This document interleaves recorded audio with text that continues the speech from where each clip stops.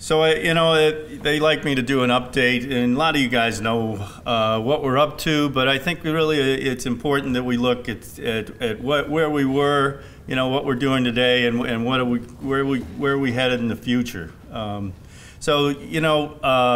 6 years ago, people were wandering around saying, "What's preservation? I don't know. We got a meeting coming up, and we'll learn there." And we wound up with about I think 70 people and maybe 15, 16 industry members. We certainly have come a long ways from then, since that time. So Bridge Preservation Partners are,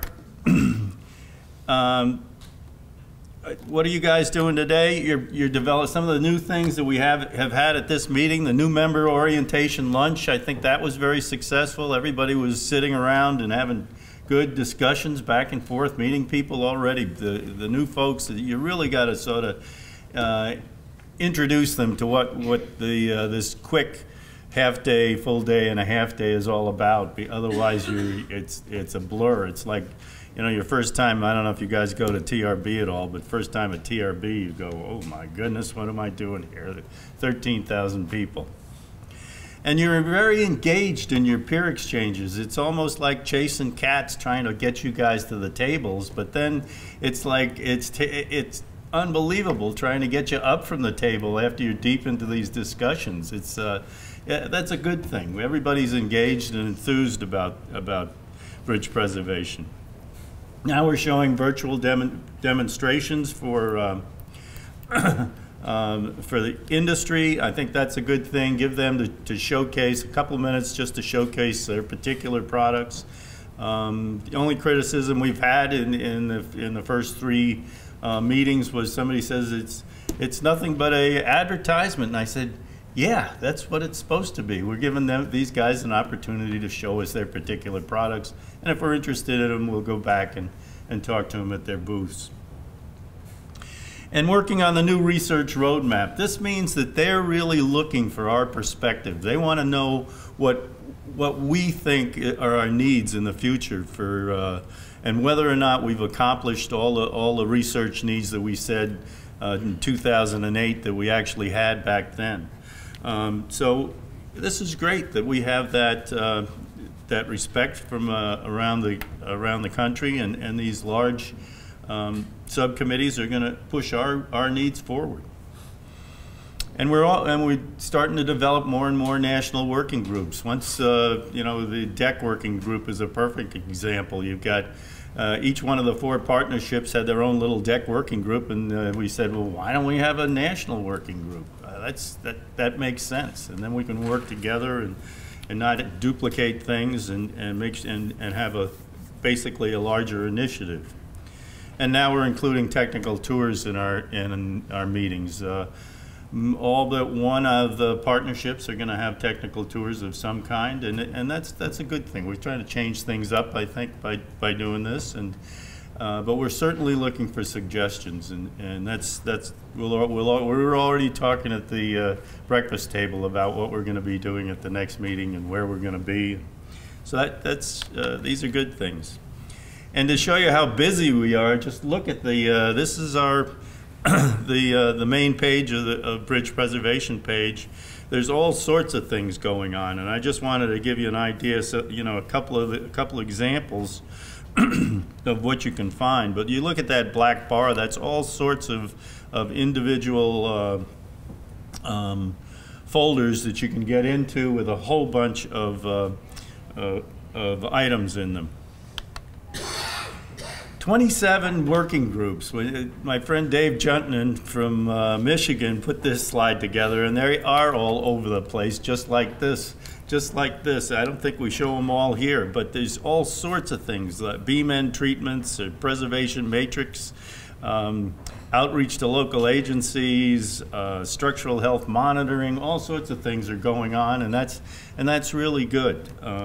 But when you think about it, we're doing a lot of things, and we'd really like you, if you're interested in any of our working groups, please sign up or get on the next monthly call.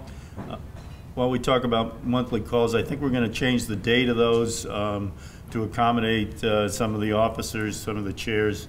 But that's there'll be a monthly call at probably the first week of every month. So our 4 national working groups, if you're not familiar, we have a national coatings working group. They've done a fantastic job looking at coating needs from our perspective, trying to develop concepts as far as preserving the coating, what are their best choices for coating systems. And that includes things like weathering steel and galvanizing, metallizing, and all sorts of different types of coatings. National Performance Specifications Working Group, that was one of our challenges that the oversight panel for TSP2 asked us to work on, and try to come up with some true performance specs that we can share as sort of templates or guides for states so that they can, that are not utilizing performance specs. So we're going to try to come up with some samples for you guys. And National Social Media Working Group. We do have a blog, and that's up and running. We need more people in this working group. Some of the younger engineers that are interested and familiar with social media, it would be great to have you involved. We're going to be Facebook, and we're in the infancy of Facebook, but we have a LinkedIn account, and certainly the TSP2 website is a excuse me, is a form of social media that we use. So poor Dick Dunn couldn't make it today, and you didn't think you were going to see his nice face, but now you can. This is an example of one of our blogs where we asked Dick's perspective on communicating the value of bridge preservation, and we did that with 4 or 5 people who really had some good insight about how we're going to get the word out. This is one of our most important challenges is letting people know what preservation's all about and how great our needs are. And then the technical exchange, that's going to be a new one that Dennis O'Shea and I are working on with Anwar. Finally passed the baton to Dennis, and so now we have a full challenge. Dennis Tang is working on it as well, who's our IT specialist at Michigan State, and that's basically going to be a portal where people from each of the states and from Federal Highway can post technical papers. We won't have to go through 3 people passing this paper around before we can say, yes, it's okay to post. So we have to find, some of you people must be trustworthy and not have McDonald's ads and just have good technical papers up there. And we'll show what's up there now is each of the 4 partnerships. Well, 3 of the 4 partnerships will have held their meetings, and all that went on during the meetings, all of the videos, the agendas, what the new boards are, and there'll be a lot of information on each of the 4 meetings. We did. The Southeast held their first meeting in April. They started some of these first initiatives, and they seemed to be very positive. And so then the West did them, and then there was a subcommittee on maintenance. Excuse me. Held their meeting. You have to remember, those are the guys that are a parent organization. They created us, and we had 9 or 10 officers from the 4 partnerships did attend that meeting. And here we are in the Northeast, and the Midwest is going to be the end of the month and into October. One important thing on the website, and I think that's sort of helped us, is we've posted the invoices that get sent out to each of the partnerships. That get sent out to each of the states, actually, and who actually received those invoices, and then have a listing of who've already contributed.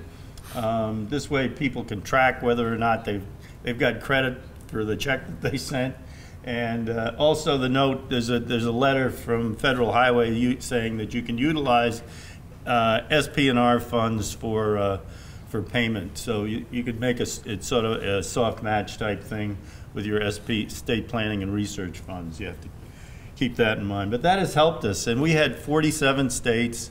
The strongest of all the technical services programs, we had 47 states participating. So that's, you guys are to be commended. So our challenge is we need to keep these three legs of the stool. We finally have strong AASHTO participation with TSP2. We have strong federal highway participation with the Bridge Preservation Expert Task Group, and then we have our latest group is TRB has developed AHD 37, which is also a Bridge Preservation Committee, full status committee. And with these three strong legs of states, federal highway, and research, I think we can all interact and really move forward. I think it's terrific that we've built this structure in this short period of time. So what's next? We really want to get municipalities involved. We did have the City of Manchester here, but we've got a long ways to do some outreach there, get some cities, counties, and towns involved. They certainly have the same problems as we do, and they can share a lot. Canadian provinces are the same thing. Canadian provinces have a lot to share. They have fantastic winters up there, and why not get them involved? We've been very spotty on those type of things. And also now, I think another good thing is we're getting some of the turnpikes involved, and that's terrific. We have a couple of folks from turnpikes here today. Research projects, large and small. Basically, we put ours together. Everybody thought that was a great thing. And matter of fact, the oversight panel that oversees this program has said that they will accept proposals and fund 50% of small research projects up to the amount of funding they have available. So if and that's looking at both pavement and bridge preservation. So they're going to be looking at that, and we'll have the cutoff dates for submittals. But I do think one of the biggest and most aggressive things that we're asking for from that panel for funds is that is the database for decks that the National Deck Working Group is proposing. And then large research is certainly ones that we're going to move forward and get to try to get into NCHRP projects in the future. Big meetings that are coming up next year is all the TSP2 meetings, Subcommittee on Bridges and Structures meetings. We're going to try to have more attendance there. Subcommittee on Maintenance, the TRB itself, and the Bridge Preservation Expert Task Group, the Federal Highway meeting. They're going to try to have a face-to-face meeting. Research roadmap support and development is one thing you guys are to be commended on, and certainly that's going to move forward. What John summarizes, we're going to bring that to the Midwest and the other, and at least two of the other partnerships are going to be doing the same thing. So what are your focus group? What are your working groups? Basically, they're your focus areas. They're the areas that you guys want to get together and work on and focus on and try to move particular questions forward and answer questions, define your needs. And are we working, talking about a bridge, or are we talking about bridges? So the answer is both. We're talking about in last little tiny detail, in a design detail, it may create a crack. That's early stages of design. Bridge preservation, it really starts, and also we're looking at series of bridges and big systems of bridges. So we've got a broad spectrum of what we're looking at. And what's next is up to you, really. It's you guys have to define what you want to do with this partnership in the future. And you have to define and prioritize your needs. Decide what your real needs are. Don't wind up with too many working groups so that we spread ourselves too thin. If there's some that we want to sunset, we ought to decide that. And really building good asks. I guess I hadn't heard the term asks up until this year. And really, when you're asking for funds, you've got to be accountable in how you ask for those funds, and talking to the other states that have asked for funds and been successful. How did I do it? I think we had a terrific presentation at Subcommittee on Maintenance from Utah, who wound up with all the funds they asked for, and then you know, when you all of a sudden, what do you mean I got all this work to do?